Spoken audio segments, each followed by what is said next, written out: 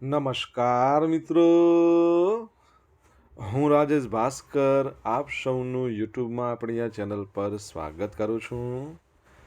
મિત્રો, આજે આપણે તારીખ 5 એપ્રિલ 2025ના કેટલાક મોસ્ટ ઇમ્પોર્ટન્ટ કરંટ અફેર અને અગાઉની પરીક્ષામાં પૂછાયેલા કેટલાક ઇમ્પોર્ટન્ટ પ્રશ્નો વિશે ડિટેલમાં ચર્ચા કરીશું, જે આપને આવનારી પરીક્ષા માટે ખૂબ જ ઉપયોગી સાબિત થશે. તો મિત્રો, આપ આ ચર્ચા સાથે જોડાઈ રહેજો અને વિડીયોને પહેલેથી લઈને છેલ્લે સુધી પૂરેપૂરો જોવાનો આગ્રહ રાખજો. તો ચલો મિત્રો, શરૂ કરીએ.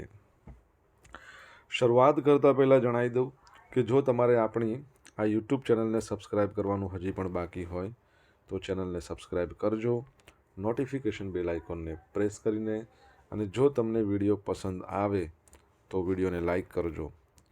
પરંતુ તમારા જેટલા પણ મિત્રો છે એ બધા મિત્રો જોડે આ વિડીયોની લિંકને શેર કરવાનું ના ભૂલતા. તો શરૂઆત કરીએ. સૌપ્રથમ જોઈશું અગાઉની પરીક્ષામાં પૂછાયેલા ભારતની ભૂગોળના પ્રશ્નો, જેના જવાબો તમારે મને કમેન્ટ બોક્સમાં લખીને જણાવવાના છે.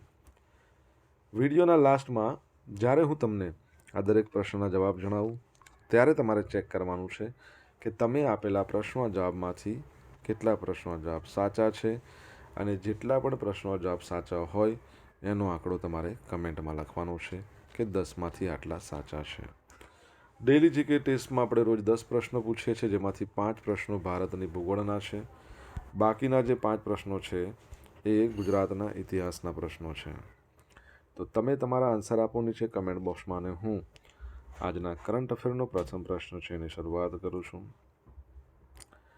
પ્રથમ પ્રશ્ન છે કે નંબીઓ દ્વારા જાહેર કરાયેલ ગ્લોબલ સેફ્ટી ઇન્ડેક્સ 2025માં ભારત કેટલામાં સ્થાને છે? તો જવાબ આવશે 66મા નંબર પર છે. તો નંબીઓ દ્વારા જાહેર કરાયેલ ગ્લોબલ સેફ્ટી ઇન્ડેક્સ 2025માં ભારત 66મા ક્રમે છે. નવાઈની વાત તો એ છે કે પાકિસ્તાન છે ને 65મા ક્રમે છે, અને અમેરિકા 89મા નંબર પર છે. આ યાદીમાં એન્ડોરા નામનો દેશ છે, ફ્રાન્સ અને સ્પેનની વચ્ચે આવેલો છે.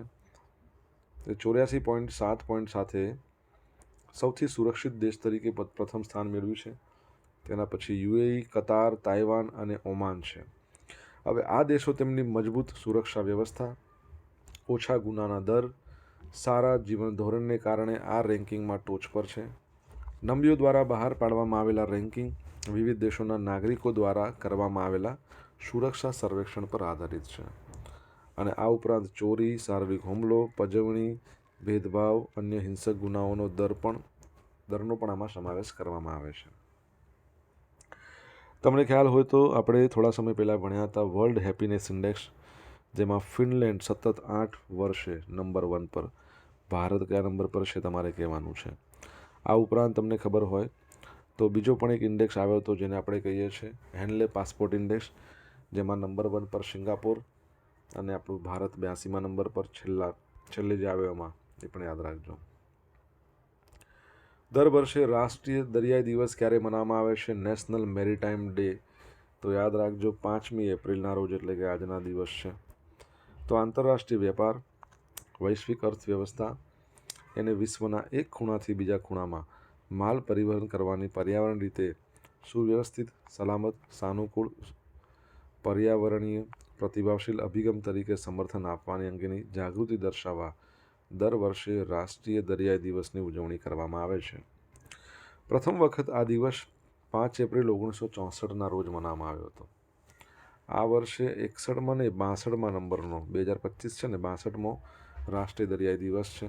ભારત શિપિંગની કથા 5 એપ્રિલ 1919ના રોજ શરૂ થઈ, જ્યારે Scindia steam navigation company limited એનું જે પ્રથમ જહાજ હતું વહાણ SS લોયલ્ટી એ મુંબઈથી યુકે ગયું. આ દિવસ જેમણે ભારતીય દરિયાઈ ક્ષેત્રે ઉત્કૃષ્ટ યોગદાન આપ્યું અને વરુણા નામનો એવોર્ડ આપવામાં આવે છે. તમારા માટે પ્રશ્ન કે વર્લ્ડ મેરીટાઈમ ડે દર વર્ષે ક્યારે મનાવવામાં આવે છે? જો જવાબ આવડતો હોય તો તમે કમેન્ટ બોક્સમાં લખીને જણાવો. ઇન્ટરનેશનલ ડે ઓફ કોન્સાયન્સ, તો 5મી એપ્રિલ. સંયુક્ત રાષ્ટ્ર 5 એપ્રિલને ઇન્ટરનેશનલ ડે ઓફ કોન્સાયન્સ તરીકે જાહેર કર્યો છે. આ દિવસ લોકોને સ્વપ્રતિબિંબિત કરવા, તેમના અંતકરણને અનુસરવા અને યોગ્ય કાર્યો કરવાની યાદ અપાવે છે. આ દિવસ દર વર્ષે 5 એપ્રિલના રોજ મનાવવામાં આવે છે અને પ્રથમ અંતકરણનો આંતરરાષ્ટ્રીય દિવસ 2020માં મનાવવામાં આવ્યો હતો. બરાબર છે, તો આ એ પણ યાદ રાખજો. આગળ વધીએ આપણે.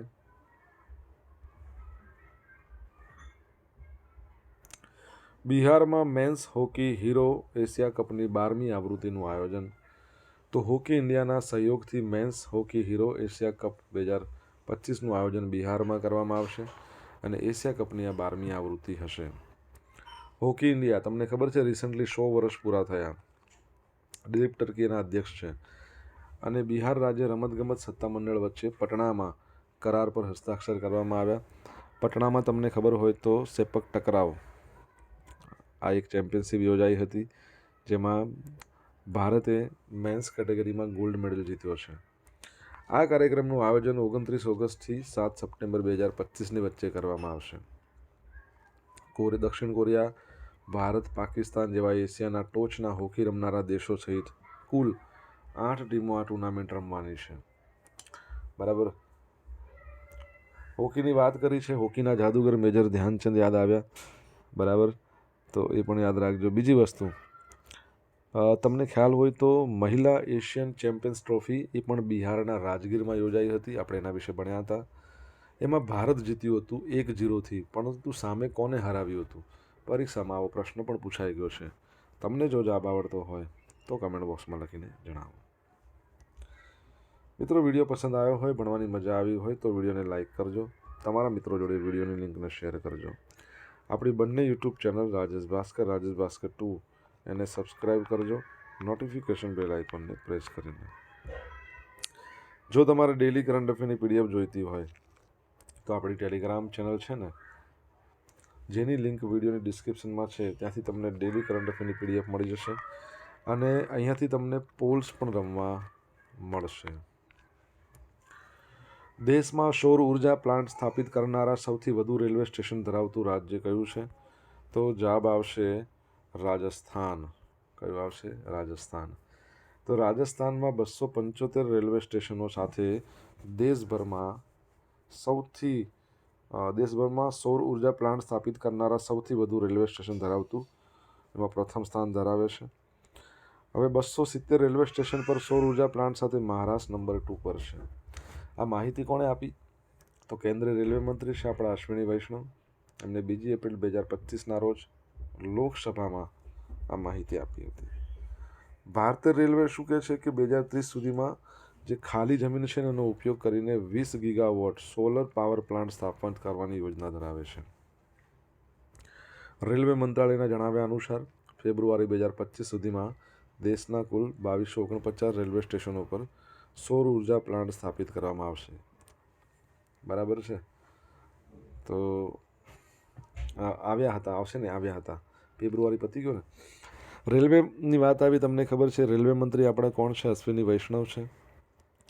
અને તમને ખ્યાલ હોય તો આપણે ગઈકાલે કાં તો પરમ દિવસે જ ભણ્યા હતા કે ગુજરાતની અંદર વારી એનર્જી છે, બરાબર, એના દ્વારા 5.4 ગીગાવોટનો પ્લાન્ટ સ્થાપવામાં આવ્યો. પણ કઈ જગ્યાએ, કયા સ્થળે? જો તમને આન્સર આવડતો હોય તો તમે કમેન્ટ બોક્સમાં લખીને જણાવો કે આ સ્થળે. બરાબર છે. ઇન્ટરનેશનલ સોલર એલિયાન્સ, જેનું હેડક્વાર્ટર ગુરુગ્રામમાં છે. આશિષ ખન્ના એના નવા ડિરેક્ટર જનરલ બન્યા. આગળ વધીએ. તાજેતરમાં ખેલાડી વંદના કટારિયાએ નિવૃત્તિની જાહેરાત કરી. તેઓ કઈ રમત સાથે સંકળાયેલ હતા? તો જવાબ આવશે હોકી. હોકીના ખેલાડી, દિગ્ગજ ખેલાડી કહી શકાય. તો 1 એપ્રિલના રોજ ભારતીય મહિલા હોકી ટીમના સ્ટાર ખેલાડી વંદના કટારિયાએ આંતરરાષ્ટ્રીય હોકીમાંથી નિવૃત્તિની જાહેરાત કરી. તેઓ ઉત્તરાખંડ હરિદ્વારના છે. 2009માં એમણે ડેબ્યુ કર્યું હતું.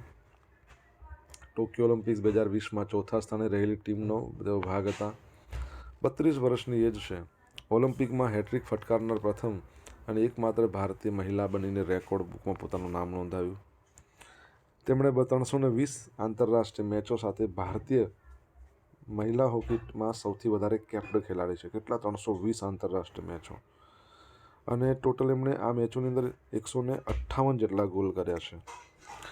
15 વર્ષની આસપાસની એમની આ કારકિર્દી, એમાં તેમણે 2 Olympic games, Rio 2016, Tokyo 2020, 2 FIH મહિલા hockey world cup 18-22, 3 Commonwealth games 14-18-22, 3 Asian games 14-18-22, બરાબર છે.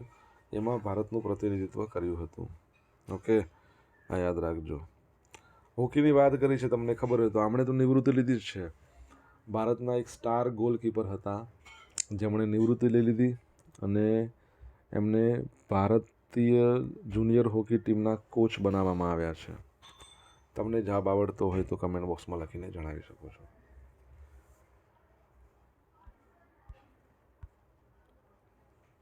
અમેરિકાના જે પ્રેસિડેન્ટ છે ડોનાલ્ડ ટ્રમ્પ, એમણે 2 એપ્રિલને લિબરેશન ડે તરીકે જાહેર કર્યો છે. તો યુએસ પ્રમુખ ડોનાલ્ડ ટ્રમ્પે 2 એપ્રિલને લિબરેશન ડે તરીકે જાહેર કર્યો અને ઘણા દેશોને પારસ્પરિક ટેરિફ લાદ્યા છે. ભારતનો ઉલ્લેખ કરતાં કહ્યું કે તેમણે અમારા પર 52% ટેરિફ લાગે છે, જ્યારે અમેરિકા એમના પર અડધી એટલે 26% ટેરિફ લાદીશું. કન્સેશનલ પારસ્પરિક ટેરિફની સૂચિ જે ટ્રમ્પ તેમના મીડિયામાં સંબોધન દરમિયાન દર્શાવી છે તે ભારત પર 26% ટેરિફ, પરંતુ વ્હાઇટ હાઉસના જોડાણમાં ખુલાસો થયો કે ભારત પર ટેરિફ 26ની જગ્યાએ 27% છે. સૌથી વધુ રેસિપ્રોકલ ટેરિફ કંબોડિયા પર નક્કી કર્યો છે. કંબોડિયા પર 49% રેસિપ્રોકલ ટેરિફ લાદવામાં આવે છે. તમને ખબર છે, આપણે રિસન્ટલી ભણ્યા હતા, અમેરિકા છે એમણે વિદેશી કારો પર કેટલા ટકા ટેરિફ લાગુ કર્યો છે? કમેન્ટ બોક્સમાં લખો જવાબ આવડતો હોય તો. મિત્રો, સોશિયલ મીડિયાના માધ્યમથી તમે મારી જોડે કનેક્ટ રહી શકો છો. મારું ઇન્સ્ટા આઈડી છે rajesh.i.bhaskar. મારું ફેસબુક આઈડી છે RI ભાસ્કર, બરાબર. અને આપણી ટેલિગ્રામ ચેનલ રાજેશ ભાસ્કર છે. આ શું થઈ ગયું? ટેલિગ્રામ ચેનલ છે રાજેશ ભાસ્કર. અહીંયા તમને ડેલી કરંટ અફેરની PDF મળશે અને પોલ્સ રમવા મળશે. જો તમને ભણવાની મજા આવી હોય મિત્રો તો વિડીયોને લાઇક કરો, તમારા મિત્રો જોડે વિડીયોની લિંકને શેર કરો, ચેનલ સબસ્ક્રાઈબ કરવાની બાકી તો સબસ્ક્રાઈબ કરો, નોટિફિકેશન બેલ આઇકોનને પ્રેસ કરીને. ભારતે નાણાકીય વર્ષ 2024-25 માટે કેટલા લોકોમોટિવ્સનું ઉત્પાદન કર્યું છે? તો 1681 લોકોમોટિવ્સ. તો ભારતીય રેલવે લોકોમોટિવ્સ મેન્યુફેક્ચરિંગમાં વૈશ્વિક સ્તરે અગ્રણી તરીકે ઉભરી આવ્યું છે. નાણાકીય વર્ષ 24-25માં 1681 લોકોમોટિવ્સનું વિક્રમી ઉત્પાદન હાંસલ કર્યું. આ સીમાચિહ્ન અમેરિકા, યુરોપ, દક્ષિણ અમેરિકા, આફ્રિકા, ઓસ્ટ્રેલિયા આવા બધા દેશો છે એના કુલ લોકોમોટિવના ઉત્પાદનને વધારી ગયું છે. વૈશ્વિક રેલવે ક્ષેત્રમાં ભારતના વધતા જતા પ્રભુત્વની તે પુષ્ટિ કરે છે. આ અગાઉ જો નાણાકીય વર્ષ 23-24ની વાત કરીએ ને તો એમાં ઉત્પાદિત હતું 1472 લોકોમોટિવ્સ, અને અત્યારે 209 જેટલા વધ્યા, અને પર્સન્ટેજમાં જોઈએ તો 19% જેટલો વધારો કહી શકાય. ભારતીય રેલવેનું સૌથી શક્તિશાળી રેલવે એન્જિન કયું છે? તમને ખબર હોય તો જણાવો. બરાબર. રેલવે બોર્ડના અધ્યક્ષ સતીશ કુમાર, રેલવેના મંત્રી અશ્વિની વૈષ્ણવ, ઓકે, જેઓ માહિતી મિનિસ્ટર પણ છે આપણા, અને માહિતી પ્રસારણ મંત્રી પણ. ગુજરાતની મનોદિવ્યાંગ ખેલાડીઓએ ઇટલીમાં વર્લ્ડ વિન્ટર ગેમ્સમાં બ્રોન્ઝ મેડલ જીત્યા. તો 8થી 15 માર્ચ 2025 દરમિયાન તુરિન જે ઇટલી છે ત્યાં સ્પેશિયલ ઓલિમ્પિક વિન્ટર્સ ગેમ્સનું આયોજન કરવામાં આવ્યું, જેમાં ભારતના 30 એથ્લીટ્સે જુદી જુદી રમત સ્પર્ધામાં ભાગ લીધો, જેમાં મહેસાણા આશાબેન ઠાકોર અને દાહોદના પિંકલબેન ચૌહાણ એમણે બ્રોન્ઝ મેડલ જીત્યો અને દેશ અને રાજ્યનું નામ રોશન કર્યું. ફ્લોરબોલ એ હોકી જેવી એક ઇન્ડોર ગેમ છે જે હળવા પ્લાસ્ટિક બોલ અને વિશિષ્ટ કાર્બન ફાઇબર સ્ટિક સાથે રમાડવામાં આવે છે. વર્ષ 2010થી સ્પોર્ટ્સ ઓથોરિટી ઓફ ગુજરાત દ્વારા દિવ્યાંગ કેટેગરી માટે સ્પેશિયલ ખેલ મહાકુંભનું આયોજન કરવામાં આવ્યું, બરાબર. તો એ પણ યાદ રાખજો. અહીંયા દિવ્યાંગની વાત આવી. દિવ્યાંગ લોકો માટેનો આંતરરાષ્ટ્રીય દિવસ ક્યારે મનાવવામાં આવે છે? કમેન્ટ બોક્સમાં લખો. હવે જોઈશું અગાઉની પરીક્ષામાં પૂછાયેલા ભારતની ભૂગોળના પ્રશ્નો. પહેલો પ્રશ્ન, નીચેનામાંથી સૌથી લાંબી નદી કઈ છે? તો બ્રહ્મપુત્રા. પણ એવું લખ્યું હોય ભારતની સૌથી લાંબી નદી, તો પછી કઈ આવશે? ગંગા. ભાખરા ડેમ કઈ નદી પર છે? સતલુજ. કુર્ગ શાના માટે પ્રખ્યાત છે? કોફી. સૌથી વધારે ઉત્પાદન અહીંયા થાય છે. કોફી દિવસ 1 જૂનના રોજ મનાવવામાં આવે છે. વિશ્વમાં બ્રાઝિલમાં કોફીનું ઉત્પાદન. મુન્નાર હિલ સ્ટેશન કયા રાજ્યમાં આવેલું છે? તો કેરળમાં. માચિસના ઉત્પાદનમાં નીચેના પૈકી કયું શહેર જાણીતું છે? મૈસૂર. હવે મિત્રો જોઈશું અગાઉની પરીક્ષામાં પૂછાયેલા ગુજરાતના ઇતિહાસના પ્રશ્નો. પ્રાચીન નાલંદા વિશ્વવિદ્યાલય આજના કયા રાજ્યમાં આવે? નાલંદા તો બિહારમાં. પ્લાસીનું યુદ્ધ ક્ષેત્ર કયા રાજ્યમાં? તો પશ્ચિમ બંગાળ. ભારત માટે સમુદ્રી માર્ગોની શોધ કોણે કરી હતી? તો વાસ્કો દ ગામા. તિરોડસિંહ એક સ્વતંત્ર સેના નેતા, તેઓ કયા રાજ્યના હતા? મેઘાલયના. ભારતીય રાષ્ટ્રીય કોંગ્રેસની રચના સમયે ભારતના વાઇસરોય લોર્ડ ડફરિન હતા. ઓકે. હવે મિત્રો જોઈશું ગઈકાલે પૂછેલા પ્રશ્નો જવાબ. પહેલો પ્રશ્ન, તાજેતરમાં કયા સ્થળે મુખ્યમંત્રી શ્રી ભૂપેન્દ્ર પટેલ દેશની સૌથી મોટા ક્લોરોટોલ્યુન પ્લાન્ટનું ઉદ્ઘાટન કર્યું છે? દહેજમાં. સેકન્ડ પ્રશ્ન, કવાયત ટાઈગર ટ્રાયમ્ફ ભારત અને બીજા કયા દેશ વચ્ચે યોજાતી કવાયત છે? તો ભારત અને અમેરિકા વચ્ચે. હવે આજે પૂછેલા પ્રશ્નોના જવાબ જોઈ લઈએ. પહેલો પ્રશ્ન હતો વર્લ્ડ હેપીનેસ ઇન્ડેક્સ, એમાં ભારત કેટલામાં નંબર પર છે? 118માં નંબર પર છે. સેકન્ડ પ્રશ્ન હતો કે વર્લ્ડ મેરીટાઈમ ડે દર વર્ષે ક્યારે મનાવવામાં આવે છે? તો યાદ રાખજો, સપ્ટેમ્બરનો લાસ્ટ થર્સડે એટલે ગુરુવાર. ત્રીજો પ્રશ્ન, મહિલા એશિયન ચેમ્પિયન્સ ટ્રોફી છે એ ભારતમાં યોજાઈ. ભારતે કોને હરાવ્યું?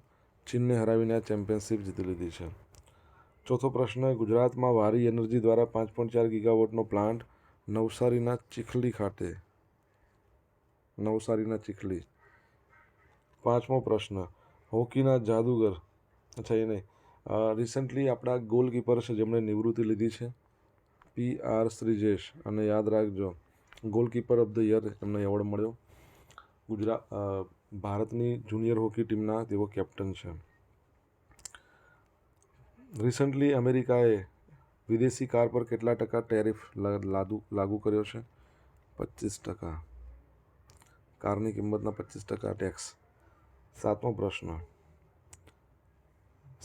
પ્રશ્ન, ભારતનું સૌથી શક્તિશાળી રેલવે એન્જિન? વાઘ 12B. અને આઠમો પ્રશ્ન છે, વિકલાંગ લોકો માટેનો આંતરરાષ્ટ્રીય દિવસ ક્યારે મનાવવામાં આવે છે? તો 3 ડિસેમ્બર. યાદ રાખજો. Okay.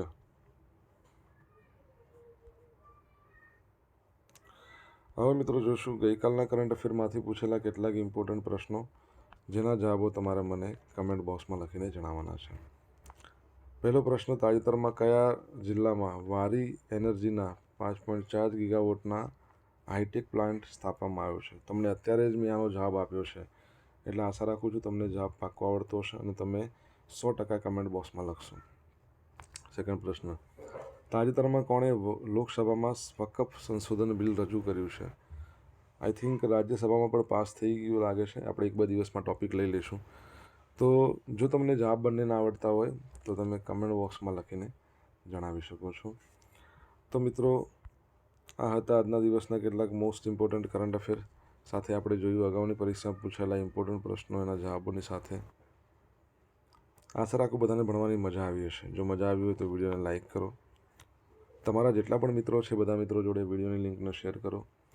WhatsApp, Twitter, Instagram, Facebook, Telegram, signal, threads, તમે જે તે સોશિયલ મીડિયા એપ્લિકેશન વાપરતા હો એમાં આપણી 2 યુટ્યુબ ચેનલ છે. એક રાજેશ ભાસ્કર નામની, જેના પર તમે આ યુટ્યુબ લેક્ચર જોઈ રહ્યા છો. બીજી છે રાજેશ ભાસ્કર 2. બરાબર? તો બંનેને સબસ્ક્રાઈબ કરવાની બાકી હોય તો સબસ્ક્રાઈબ કરી દો. નોટિફિકેશન બેલ આઇકોનને પ્રેસ કરીને તમારા અભિપ્રાયો કમેન્ટ બોક્સમાં લખજો. તો મિત્રો thank you so much for watching this video. Have a nice day. જય હિન્દ, જય ભારત, જય જય કવિ ગુજરાત.